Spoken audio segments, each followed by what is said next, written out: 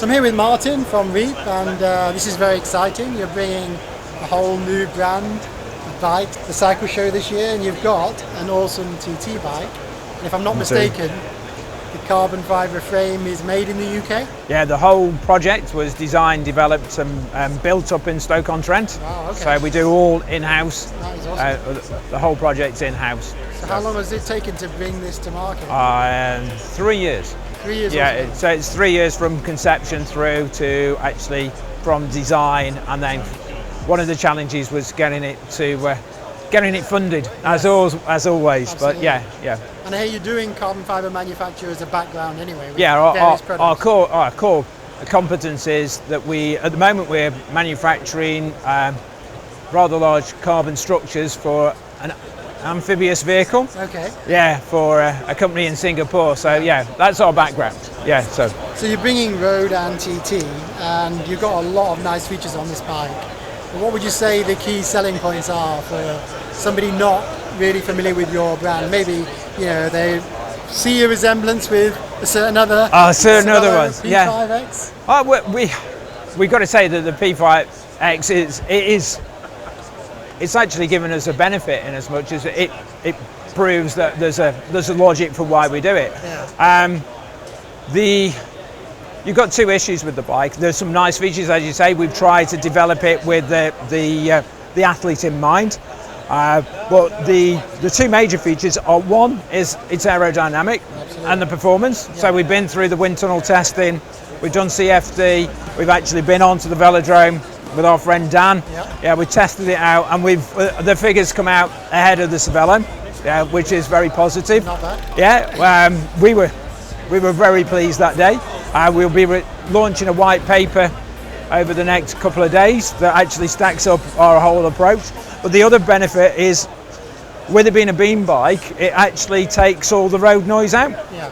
So you don't get the vibrations, and it's basically is very comfortable, and it allows you to keep the power on a little bit longer. It allows you to keep fresher. It allows you to actually, for triathlon, when you get off the bike, you're fresher, so you can run better. Yeah. So there's a combination there. It isn't.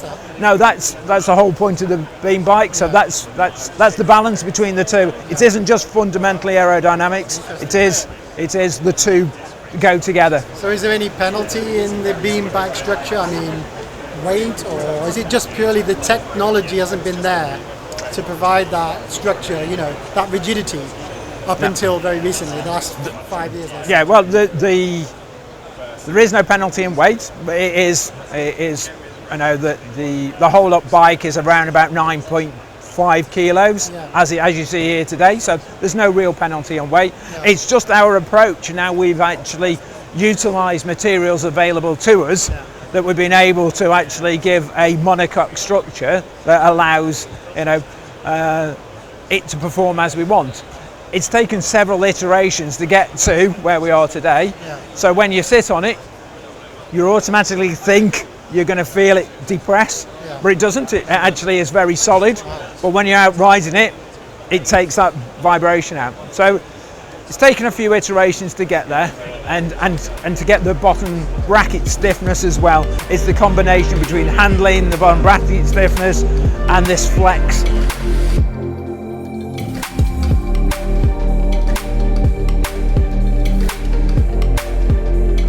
So I'm here with Dan from Reap, and Reap have just launched at the UK CycleShow.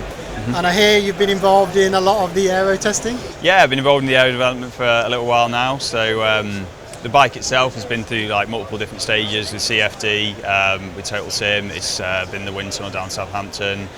Been testing against some of the best bikes on the market, and then final sign off at Derby Velodrome, back-to-back comparison against the P5. Identical setups, and it came out quicker, which is really it's nice to see that all the hard work just when you actually ride the bike in the flesh, and it works. Now, often we get a kind of simple version when we see the final product, but usually behind the scenes there's quite a few iterations and obviously design tweaks that go on, maybe for months or years before you finalise the product.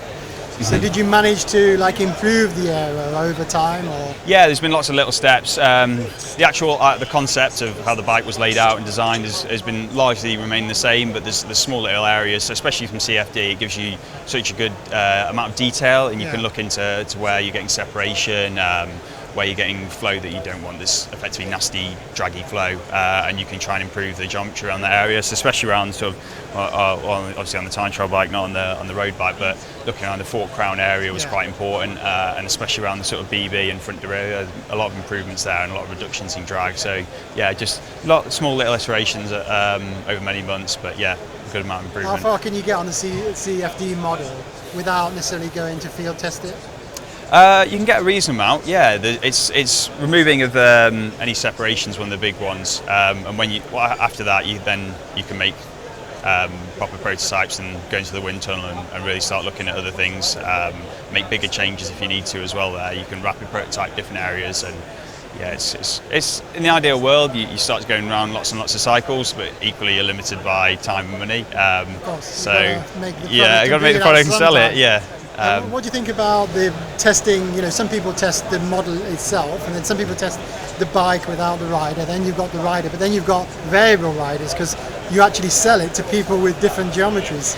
Yes. And they're going to make tweaks, you know, here and there, aren't they? Yeah. So we try to bridge both sides. So our CFD, we did rider on.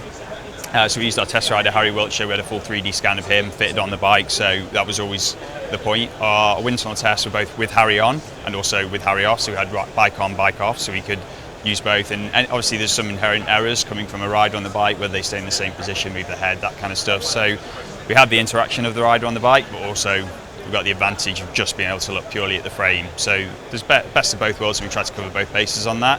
And then, as you say, yeah, the geometry is a big factor. So being able to hit all the different stack and reach and adjustments of the bike is a big one.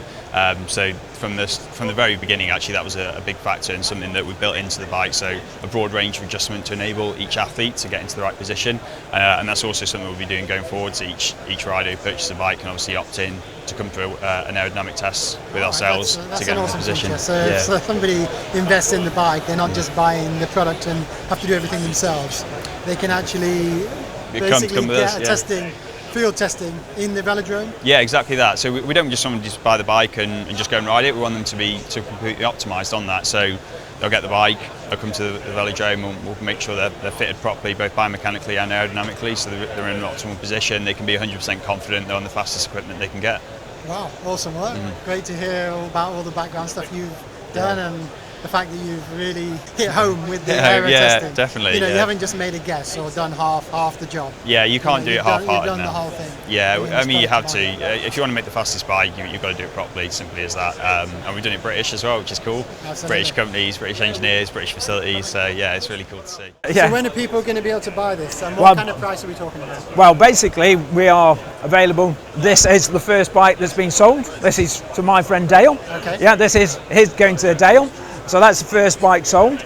Effectively, as from today, entry level is the Ultegra level will be sort of 7,650, but then it's really priced to order because it'll be depending on what kit we want and what wheels we want. So that it becomes very individualistic there, because some guys are going to have wheels, some guys are going to want entry level, some guys are going to want. What if they do want just the frame set? Is that frame possible? set, yeah, frame set, yeah. It's £4,500 for the frame set, yeah. And then we can custom paint it as well if people. And I'm sure the viewers will ask: is it UK only right now, or are you going to? At the moment, it's UK. To Europe UK at the moment, but we hopefully we want to go global, but at the moment it's UK. Start where it's based and develop from there. Right. Yeah. Great to meet you today. Thank you very much. Thank you very much.